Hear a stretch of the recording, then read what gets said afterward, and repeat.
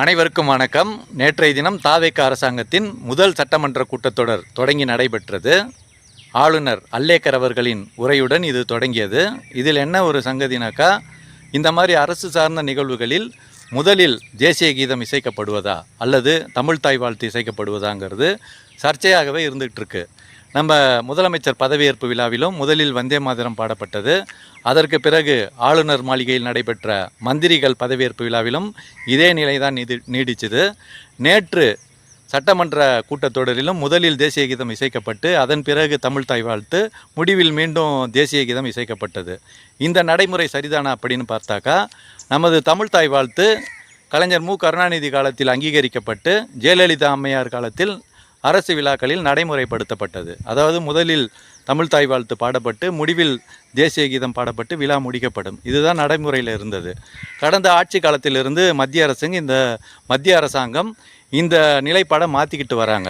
அதாவது முதலில் தேசிய கீதம் இசைக்கப்படணும், முடிவில் தமிழ் தாய் வாழ்த்து பாடப்படணும்ட்டு. இந்த நடைமுறை சரியில்லைன்னு தான் நான் நினைக்கிறேன்.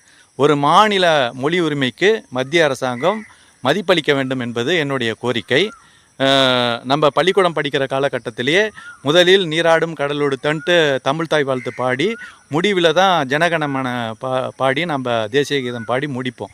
இதுதான் நம்ம எல்லாருக்கும் தெரிஞ்ச விஷயம். இதையே அரசு விழாக்கள்லையும் நடைமுறைப்படுத்தணுன்ட்டு கேட்டுக்கிறேன். இது சார்ந்து உங்கள் கருத்துக்களையும் நீங்கள் கமெண்ட்டில் தெரிவிங்க. நேற்றைய சட்டமன்ற கூட்டத்தொடரில் ஒரு சிறப்பான விஷயம் முன்னெடுக்கப்பட்டது. அதாவது நம்ம தமிழ்நாடு அறநிலையத்துறை சார்ந்த சொத்துக்களும் அது சார்ந்த வருமானங்களும் திருக்கோயில் சார்ந்த முன்னேற்றத்திற்கே செலவு செய்யப்படும்னு சொல்லியிருந்தாங்க. இது மாதிரியான நல்ல விஷயங்களை நம்ம அனைவரும் வரவேற்கிறோம், எல்லா மக்களும் வரவேற்கிறோம். ஆனால் இந்த மாதிரி மாநில மொழி உரிமை சார்ந்த விஷயங்களுக்கு மத்திய அரசாங்கம் செவிசாய்க்கணும். முதலமைச்சர் கூட சமீபத்தில் டெல்லிக்கு போயிருந்த போது பிரதமர் திரு நரேந்திர மோடி அவர்களிடம் இது சார்ந்த கோரிக்கை வச்சாங்க. அவங்க இதை நிறைவேற்றி தரணும்னு நான் கேட்டுக்கிறேன். நீங்களும் இது சார்ந்த கருத்துக்களை தெரிவிங்க. நன்றி.